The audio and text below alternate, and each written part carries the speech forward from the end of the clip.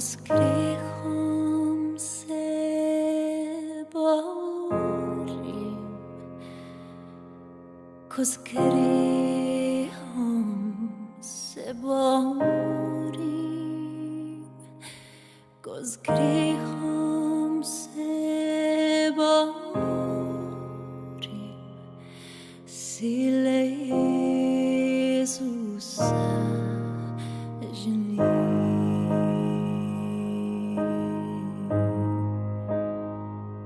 Jezusa želim, Jezusa želim, pa svet ti prepustim, sile Jezusa želim.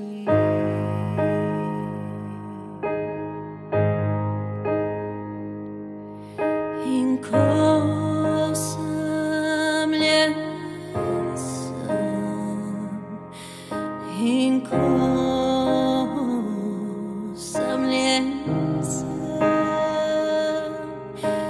ko samljen sam, si Jezusa želim.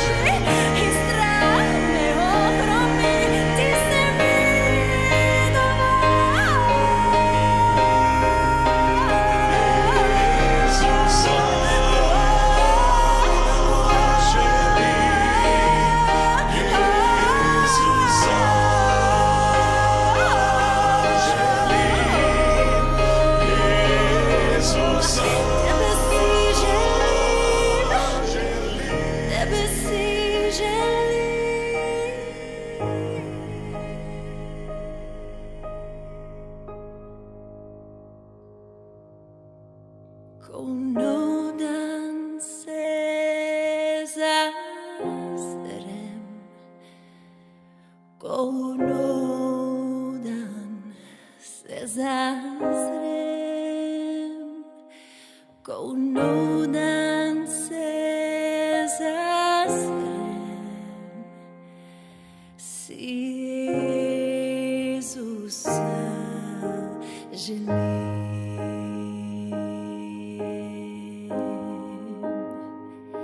Jezusa želim, Jezusa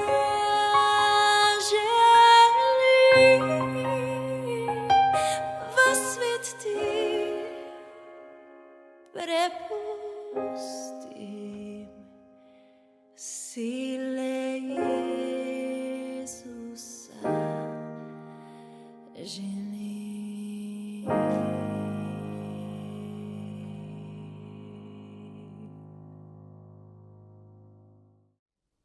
Ste opazili, da ljudje hitro postanemo ponosni, če smo bili uspešni in nekaj dosegli ali pa kaj dobrega naredili?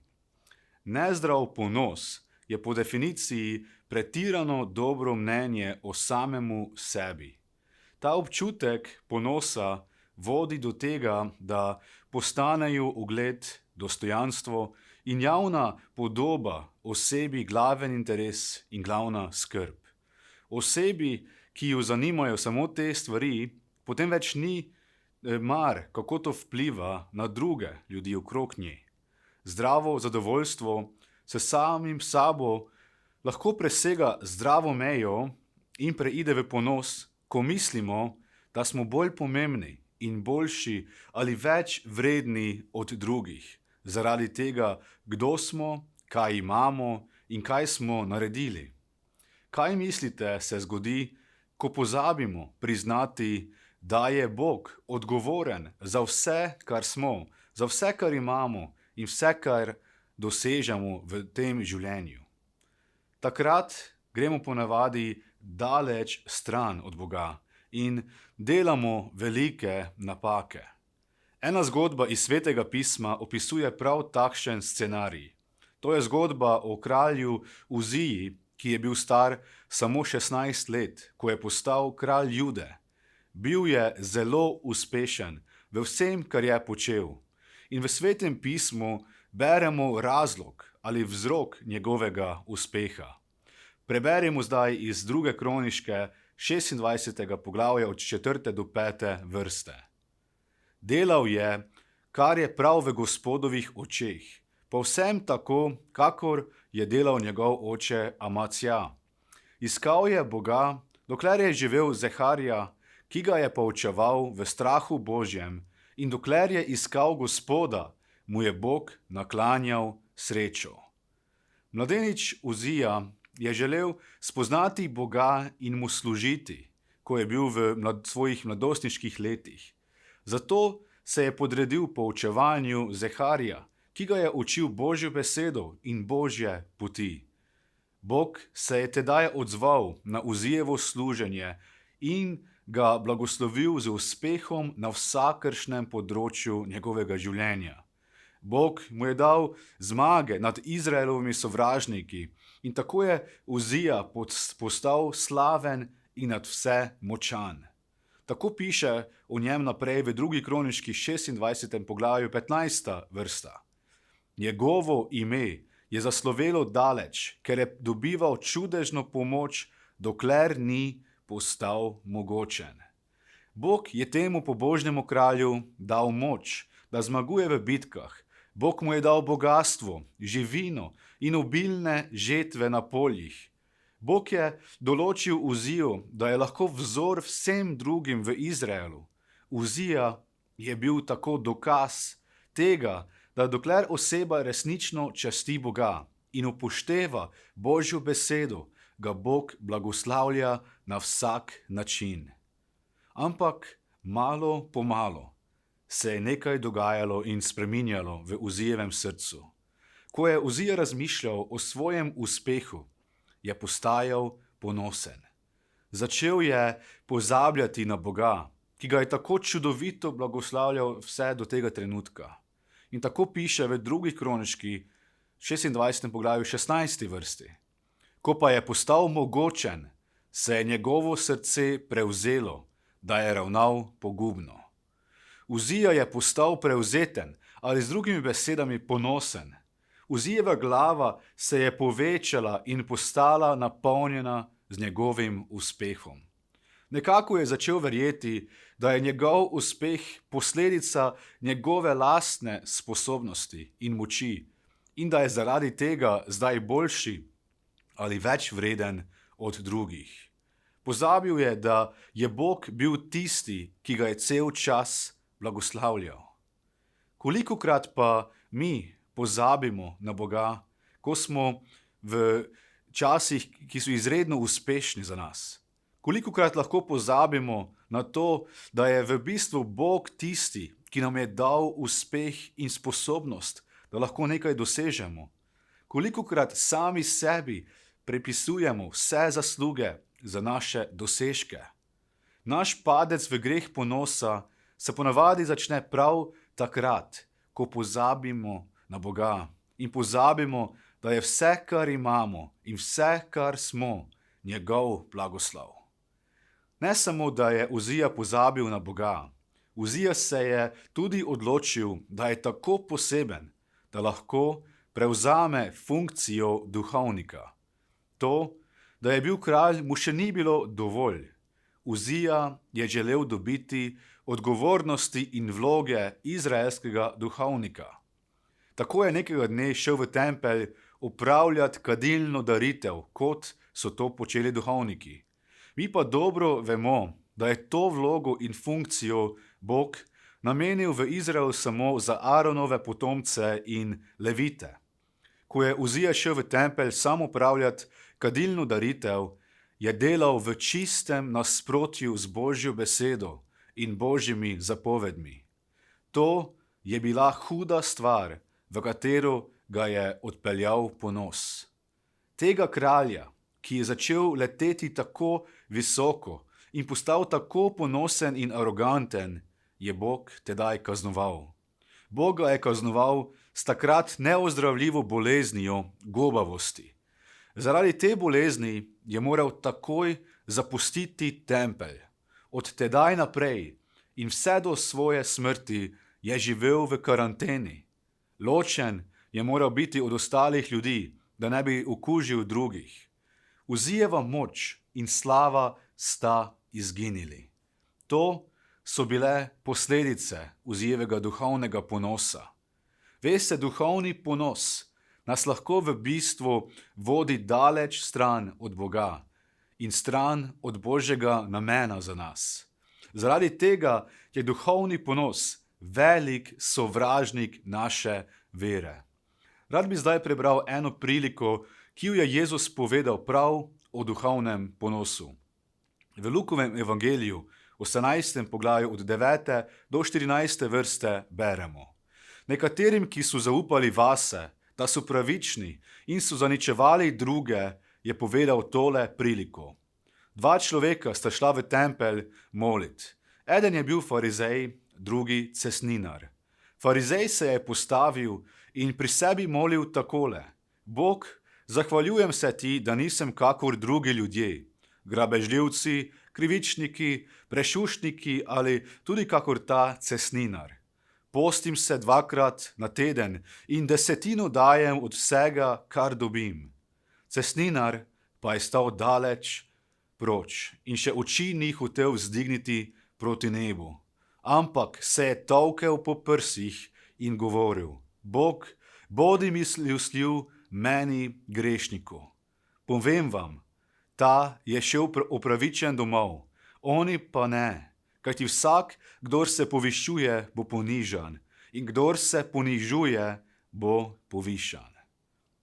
Jezus je v tej priliki primerjal farizeja, ki je mislil, da je pravičen, in cesninarja, ki se je zavedal svojega problema greha.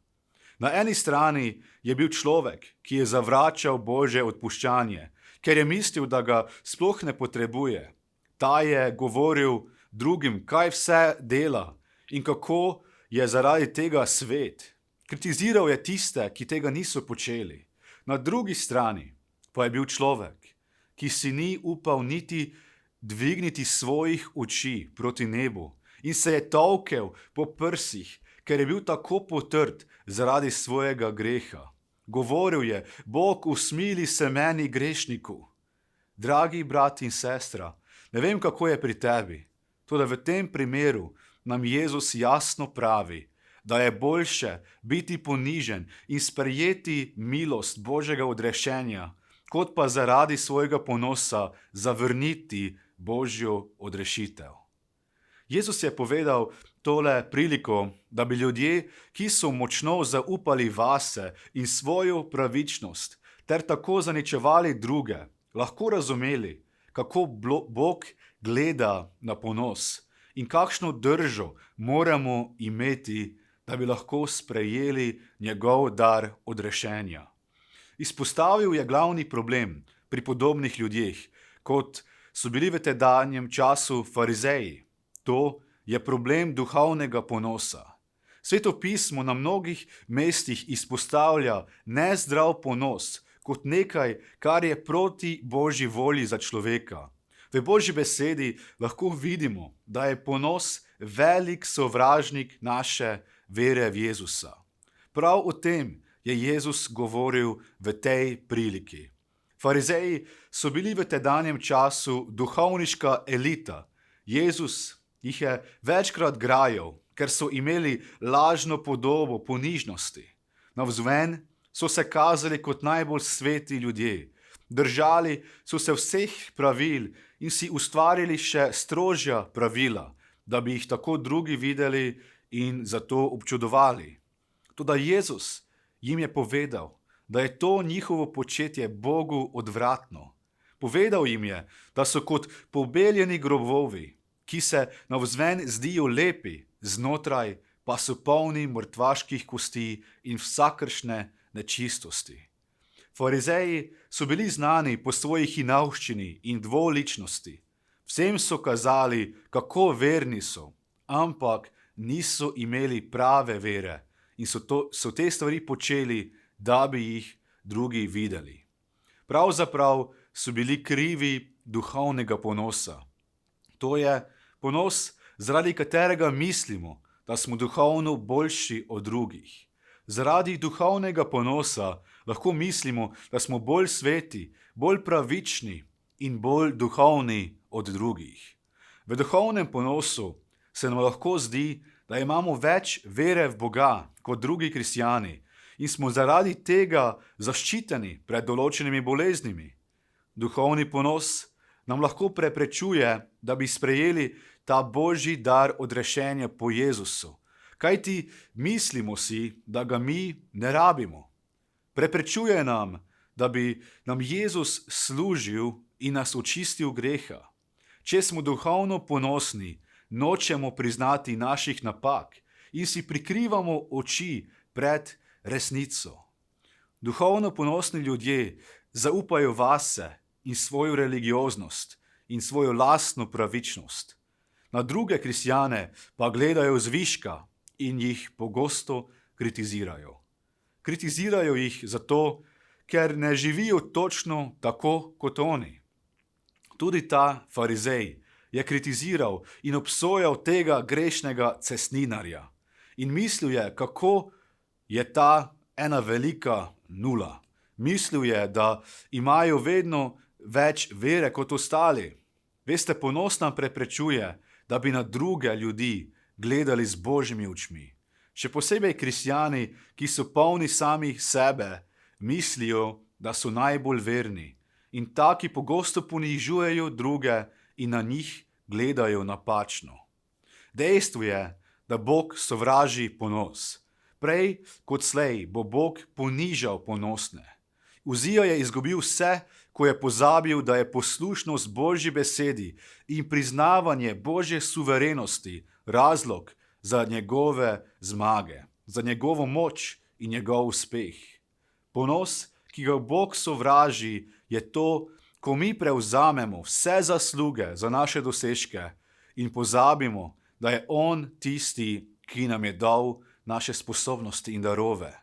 V 1. Korinčanom 4:7 Pavel o tem pravi naslednje. Kdo ti namreč more dati prednost? Kaj imaš, česar bi ne prejel? Če pa si prejel, kaj bi se ponašal, kakor bi ne prejel? Z drugimi besedami, ta vrsta nam pravi, da vse, kar smo, vse, kar počnemo in vse, kar imamo, prihaja od Boga kot dar. Nič nimamo, česar ne bi prejeli od našega Gospoda. Ali vidite to bistvo? Bog si želi prejeti zaslugo za vse blagoslove, ki nam jih je dal in kako čudovito nas je ustvaril. On želi, da se mu za to zahvaljujemo in ga za to tudi častimo. In ko to razumemo in to počnemo, nas to ohranja ponižne. Ker vemo, da je Bog toliko večji in da mi nismo vredni več od ostalih ljudi, da smo vsi enaki. In to nam bo tudi preprečevalo, da bi padli v ta grd ponos in samozadostnost, ki ga Bog na vse sovraži. V Jakobu 4:6 beremo naprej naslednje. Bog se prevzetnim upira, ponižnim pa daje milost. Bog nima rad prevzetne ali ponosne ljudi, prav nasprotno pa ponižnim izkazuje milost. Bog ljubi ponižnega človeka. Ponižnost je pravo nasprotje od ponosa in zdravilo za naš ponos. Ponižnost je definirana kot zmeren občutek svoje lastne pomembnosti. Ko si ponižen, ne misliš ves čas le nase. Potem ne misliš le na svoje cilje in svoje želje, ker veš, da nisi ti najpomembnejši. Takrat začneš več razmišljati o tem, kaj Bog želi za tvoje življenje. Veste, Jezus je naš največji vzor ponižnosti. On je zapustil slavo v nebesih in se spustil na našo zemljo, da bi tu živel kot človek, kot navaden človek. Ponižal se je vse do smrti, ki je bila določena samo za največje zločince, da bi plačal kazen za naš greh. In Jezus nas vabi, naj pridemo k njemu in se učimo od njega. Tako piše v Mateju 11. poglavju od 28. do 29. vrste. Pridite k meni vsi, ki ste utrujeni in obteženi, in jaz vam bom dal počitek. Vzemite nase moj jarem in učite se od mene, ker sem krotak in v srcu ponižen, in našli boste počitek svojim dušam. Pridimo k Jezusu s svojim ponosom in on nam bo dal počitek od jarma preokupiranosti s samim sabo, z našo samopodobo, z našim ogledom, našimi občutki pomembnosti ali manj vrednosti. On nas bo učil postati krotki in ponižni tako, da bi imeli realen pogled na sebe in da bi bili Bogu hvaležni za to, kdo smo in kje smo. V Jeremiji 9. poglavju od 22. do 23. vrste tako piše: Tako govori Gospod, modri naj se ne ponaša s svojo modrostjo, močni naj se ne ponaša s svojo močjo, bogati naj se ne ponaša s svojim bogastvom. Kdor se marveč hoče ponašati, naj se ponaša s tem, da je razumen in pozna mene, da sem jaz Gospod, ki delam dobro, prav in pravično na zemlji. To mi je namreč všeč, govori Gospod. Kot je rekel tudi apostol Pavel, ne ponašajmo se z nič drugim, kot s tem, kar je Bog storil v našem življenju. Jaz se moram manjšati, pravi Pavel, da bi se Kristus v meni lahko večal.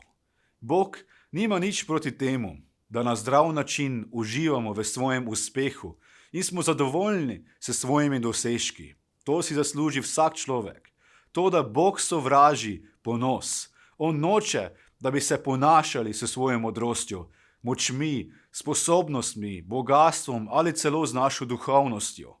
Zato vselej častimo njega in se mu zahvaljujmo za vse, kar imamo in za vse, kar smo. Hvaležnost in poslušnost Bogu nas bo ohranila ponižne in bo tako ozdravilo naš ponos. Združimo se v molitvi za Božjo pomoč na tem področju življenja. Dragi nebeški Oče, hvala ti za tvojo besedo. Hvala ti, Gospod, da nam ti tako slikovito kažeš, kaj je tvoja volja na tem področju življenja. Gospod, hvala ti, da imaš ti boljšo pot za nas. Pot ponižnosti, ko lahko realno gledamo na sebe in na druge ljudi. Gospod, pomagaj nam, da ne bi bili ponosni. Ne v materialnem smislu, ne v naših dosežkih, ne, Gospod, na duhovnem področju, da ne bi imeli duhovnega ponosa.